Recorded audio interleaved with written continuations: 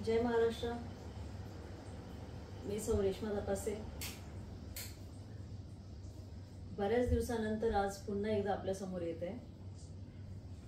विषय आहे 22 तारखेला जो काश्मीरमध्ये पर्यटकांवरती जो हल्ला झाला त्या अनुषंगाने थोडंसं बोलेन।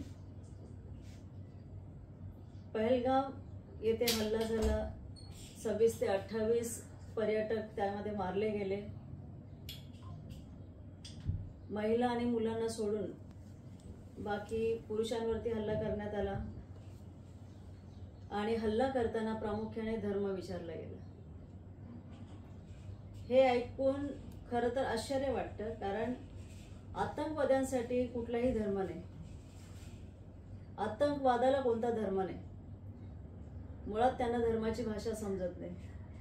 आतंकवाद हा आतंकवाद असतो, कारण आतापर्यंत जेवढे आतंकवादी हल्ले आपल्या देशावर झाले कधीही कुठला धर्म बघितला नाही। कारण आपल्याला मुंबईचा ट्रेनचा बॉम्ब ब्लास्ट आठवतच असेल, त्यामध्ये जसे हिंदू मारले गेले तसे मुस्लिमही मारले गेले। ज्याप्रमाणे मुंबईवरचा जो हल्ला झाला 26/11चा, त्यामध्ये हिंदू, मुसलमान, ख्रिश्चन, बुद्धिस्ट सगळ्या जाती धर्मातली लोक मारले गेले। असे असंख्य असे आपल्या देशावरती झालेले आतंकवादी हमले आहेत, त्यामध्ये कधी धर्म विचारला गेला नव्हता।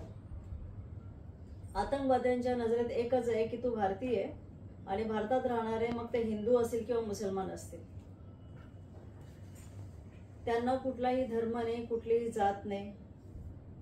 आणि धर्मच जर विचारायचं असेल तर मग जे बाहेरच्या देशांमध्ये जे आतंकवादी हमले होत आहेत, जसं इस्रायलमध्ये झालं, तोही मुस्लिम कंट्रीज आहे ना, असे कितीतरी मुस्लिम देश आहेत, त्यांच्यावरती सुद्धा हल्ले होतात। विषय धर्माचा कसा आणि कुठून आला, खरं तर हा विषय विचार करण्यासारखी गोष्ट आहे। कारण मला असं वाटतं की आपल्या देशामध्ये मागील काही वर्षांमध्ये, म्हणजे मला वाटतं आता 2014 पासून धर्म हा इतका मोठा झालेला आहे, इतका मोठा झालेला आहे की आतंकवाद्यांना सुद्धा त्याची दखल घ्यावीशी वाटली। म्हणजे आतंकवादी सुद्धा विचारायला लागला की तू बाबा हिंदू आहे की मुसलमान आहे, तुला कलमा पडता येतोय की नाही, नाही आला मग मारली गोळी। म्हणजे बघा, हा विषय हास्यास्पद म्हटला पाहिजे की हा किती खतरनाक, डेंजरस असा हा विषय आहे। कारण आपल्याला ज्या प्रकारे धर्मामध्ये अडकवण्यात आलेलं आहे, जसं या देशामध्ये फक्त 2च धर्म आहेत का, हिंदू आणि मुसलमान? इतर धर्म या देशामध्ये आहेत की नाहीत? या देशामध्ये सगळ्यात जुना धर्म म्हणजे बौद्ध धर्म, बुद्धिझम आहे या देशामध्ये, जैनिझम आहे, जैन धर्म आहे, सिख धर्म आहे, इथे हिंदू धर्मातली लोक राहतात, मुसलमान धर्मातली लोक राहतात, ख्रिश्चन धर्मातली सुद्धा लोक राहतात। म्हणजे सगळ्या जाती धर्मातली लोक ह्या भारत देशामध्ये राहतात। आणि असं असताना 2014 पासून फक्त असं काही चित्र रंगवण्यात आले आपल्या देशामध्ये की ह्या देशामध्ये फक्त हिंदू आणि मुसलमान हे 2च धर्म ह्या देशामध्ये अस्तित्वात आहेत। आणि जे काय लढाया, जे काय मारामाऱ्या, जे काय आतंकवाद चालू आहे, हे फक्त या 2 धर्मांमध्ये चालू आहे। म्हणजे माणूस मोठा आहे की धर्म, असं जर आज विचारलं तर कोणी लहान मुलगा पण सांगेल की धर्म मोठा आहे। माणुसकी मोठी की धर्मवाद मोठा? तर माणुसकी त्यामध्ये खाली पडेल आणि धर्मवाद पुढे येईल। कारण इतका धर्म आपल्यामध्ये बळावलेला आहे। आपले राजकीय नेते, काही नेते आहेत ज्यांच्या जिभेला हाड नाहीये, ते काही वरळतात, कसेही वरळतात। ही धोक्याची घंटा आहे। जेव्हा आपला शत्रू आपल्या देशातल्या कमजोरीचा फायदा घेऊन जो हल्ला करतो, आपली खूप मोठी कमजोरी आहे, आपला म्हणजे भारत देशातल्या सिक्युरिटीला तोंड दाखवायला जागा उरलेली नाही, असा हा विषय मी समजते। बरं, हा हल्ला झाला, हे झालं की त्यांनी धर्म बघून गोळ्या मारल्या वगैरे। मुळात धर्म इतका मोठा आहे का? अजूनही जर आपल्या नेत्यांना, आपल्या देशातले जे राजकारणी लोक आहेत त्यांना अजूनही जाग आली नसेल, कारण याच्यामध्ये कुठलाही नेता मारला नाही गेला, याच्यामध्ये मारली गेले ती सर्वसामान्य जनता।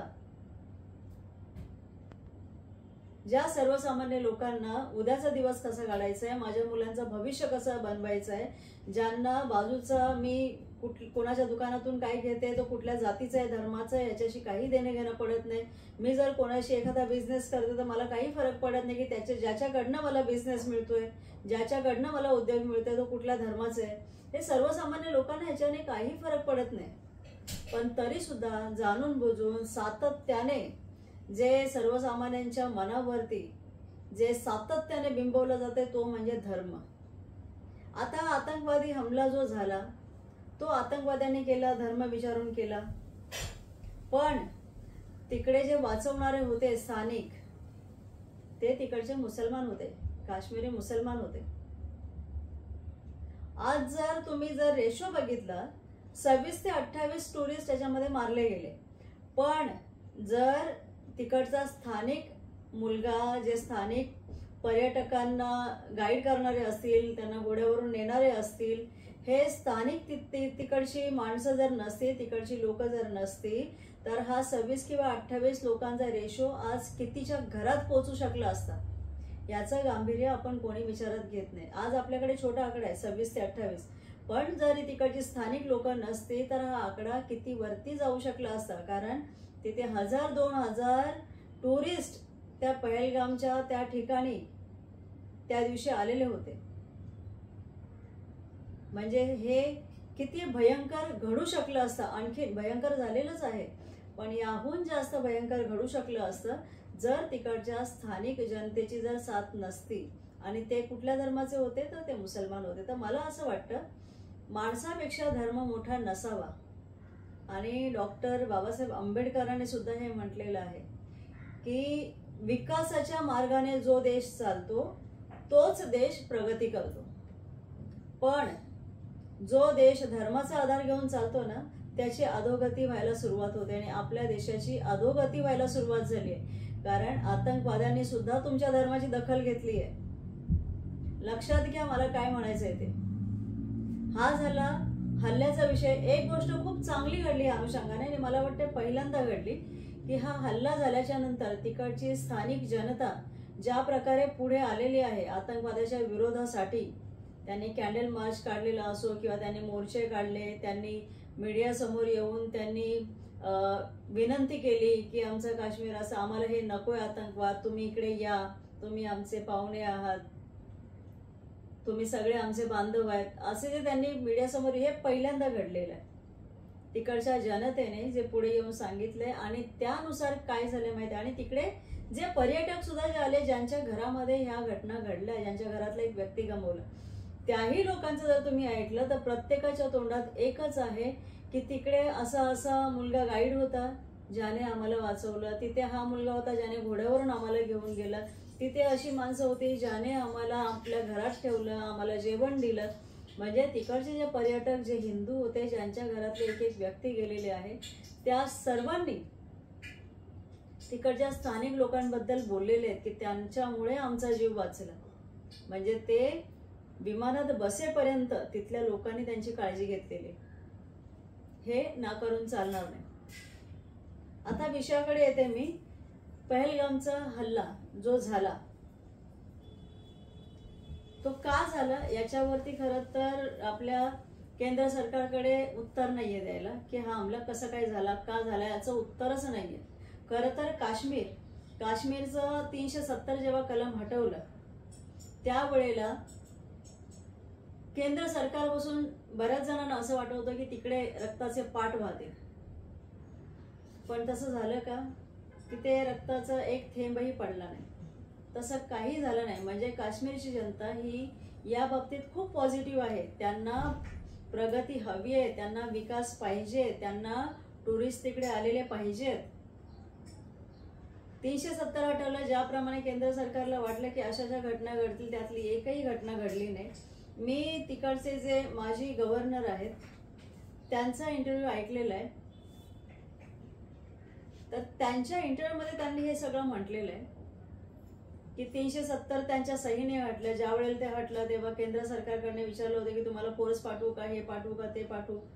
त्यांनी सांगितलं इथे असं काही होणार नाही, कारण तिकडची जनता तुम्हाला वाटते त्यातली नाही आहे. हे झालं 370 कलम बद्दल. बरं, हा हल्ला जेव्हा झाला तेव्हा हे पहलगाम जिथे 1000-2000 टुरिस्ट जिथे फिरायला जातात, ती जागा बरं बॉर्डरच्या बाजूला होती का? तर नाही, ती बॉर्डर पासून 200-300 किलोमीटर पर्यंत लांब आहे. बरं त्या ठिकाणी सरळ रस्ता जायला नाही, तिकडे तुम्ही घोड्यावरून किंवा ते कशा प्रकारे जातात मी तिकडे गेलेले नाही, पण ज्या प्रकारे मी माध्यमांमधून बघते इतका सरळ रस्ता नाहीये की सरळ प्रकारे आतंकवादी आले, त्यांनी गोळ्या घातल्या आणि ते निघून गेले, अशातला भाग नाहीये. तर आतंकवाद्यांनी अधिरेखी केली होती, आतंकवादी तिकडे येऊन थांबलेले होते. मला असं वाटतं त्या घटनेच्या आधीपासूनच आतंकवादी पहलगाममध्ये होते, त्यांनी त्या जागेची रेकी केली.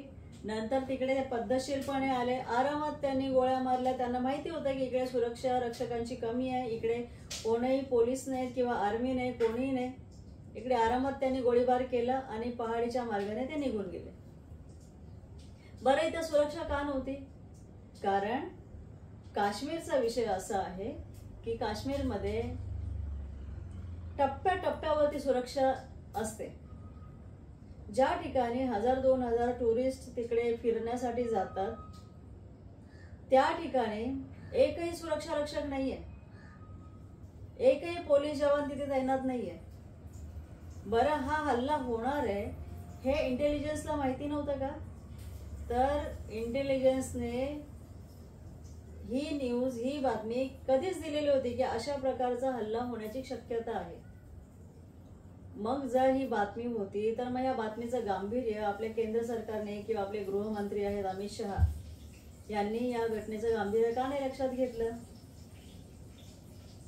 कारण त्यांना याविषयी जर फक्त इलेक्शन दिसत असेल तर त्यांनी लोकांच्या जीवाशी हा खेळ खेळलेला असं मी म्हणते. कारण जी घटना घडली, जी दुर्दैवी घटना घडली, जर तुमच्याकडे या विषयीचं इनपुट होतं, राज्य सरकारकडे होतं, केंद्र सरकारकडे होतं की अशा प्रकारचा हल्ला होणार आहे, मग याविषयी केंद्र सरकारने, आपले होम मिनिस्टरने का नाही तत्परता दाखवली? का तिकडे सुरक्षा रक्षक तैनात नाही केले? म्हणजे 4-5 लोक येतात, तिथे लोकांना मारतात आणि निघून जातात. म्हणजे आपलं हे फेलियर आहे का एवढं मोठं?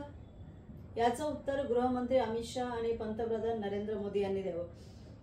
हा हल्ला झाल्याच्या नंतर सगळ्यात चीड आणणारी गोष्ट ही आहे की हल्ला झाला, अजून लोकांचं प्रेत सुद्धा त्यांच्या नातेवाईकांकडे पोचलं नव्हतं, तेवढ्यात बिहारमध्ये आपले पंतप्रधान भाषण देतात, मोठे मोठे होर्डिंग्स लागतात की उन्होंने तुम्हारी जात नहीं पूछी, धर्म पूछा, अशा प्रकारचे बॅनर. म्हणजे तुम्हाला प्रत्येक गोष्ट हा इलेक्शनचा मुद्दा वाटतो का?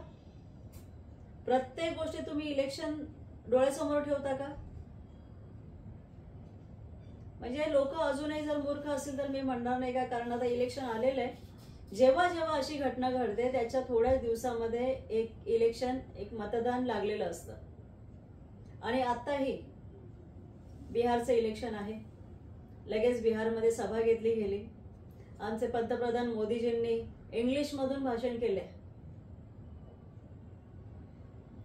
लोकांनी आता तरी लक्षात घ्यावं की हा खेळ तुम्हाला फक्त धर्मामध्ये अडकवलं जातंय.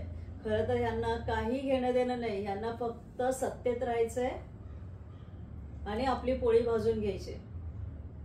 लोकांनी सतर्क राहिलं पाहिजे याविषयी. एवढं बोलून थांबते. जय हिंद, जय महाराष्ट्र.